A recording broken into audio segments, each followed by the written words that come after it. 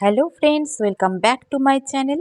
বন্ধুরা, শীত আসতেই কি তোমাদের স্কিনও এরকম নিস্তেজ হয়ে পড়ছে, ডাল হয়ে যাচ্ছে? স্কিনকে নরম করতে তোমরা অনেক কিছুই ব্যবহার করছো, কিন্তু কিছুতেই কিছু হচ্ছে না। তবে আজকের ভিডিওতে আমি নিয়ে চলে এসেছি এমনই একটা রেমেডি, যেটা ব্যবহার করলে তোমাদের স্কিন হয়ে উঠবে আরও বেশি চকচকে, স্কিনে একটা গ্লো ভাব আসবে, স্কিন নরম হবে।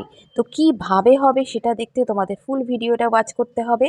তো প্রথমে একটা পরিষ্কার বাটিতে আমি নিয়ে নিচ্ছি 1 চামচ এখানে চালের গুঁড়ি। তোমাদের পরিমাণ অনুযায়ী চালের গুঁড়ি এখানে তোমরা নেবে। এখানে আমি আরও 1 চামচ অ্যাড করছি, কারণ এটা আমি স্টোর করে রাখবো সেই জন্য। এবার এর মধ্যে আমি দিচ্ছি টক দই। বাড়িতে পাতা টক দই হলে তো খুবই ভালো, এখানে আমি মার্কেটের টক দই ব্যবহার করছি। আর এর মধ্যে আমি নিয়ে নিচ্ছি অ্যালোভেরা জেল। তোমরা যে কোনো ব্র্যান্ডের অ্যালোভেরা জেল এটাতে ইউজ করতে পারো।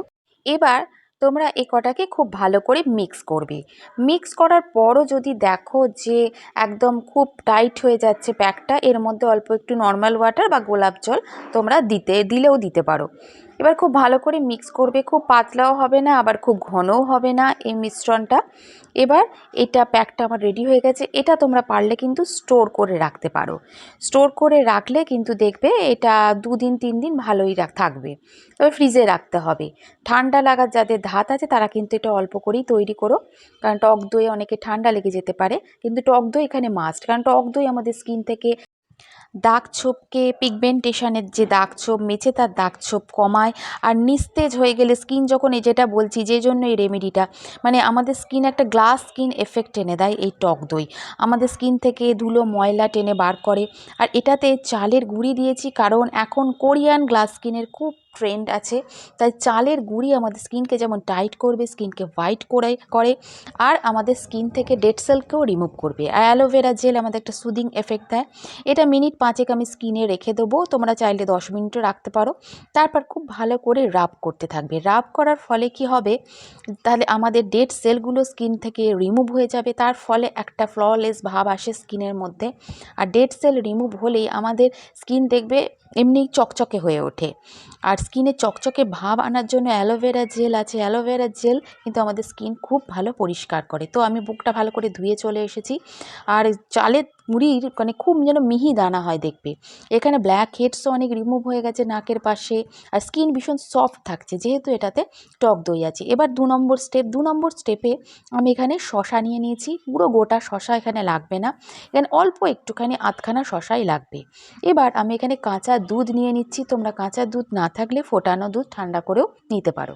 অল্প একটু দুধ নিয়ে নিলাম। এবার এই শশাগুলোকে খুব পাতলা পাতলা স্লাইস করে আমি কেটে নিয়েছি। এবার এই শশার টুকরোগুলো মিনিট 5 কি 10 মতো তোমরা এই দুধের মধ্যে ভিজিয়ে রেখে দেবে। এটা কি করবে, আমাদের স্কিন থেকে ট্যানও যেমন রিমুভ করবে, আমাদের স্কিনকে হাইড্রেট রাখবে। এবার কিভাবে অ্যাপ্লাই করবে, তোমরা এরম ধোয়া পরিষ্কার মুখে তোমরা ফেস ওয়াশ দিয়েও ধুয়ে করতে পারো। এই রেমেডিটা কিন্তু এর পরেই করতে হবে তা নয়, কিন্তু যখন খুশি এরমভাবে শশার টুকরোগুলো তোমরা এরম মুখের মধ্যে লাগিয়ে না শুয়ে পড়বে। এখানে আমি দাঁড়িয়ে আছি আর করতে ভীষণ অসুবিধে হচ্ছে।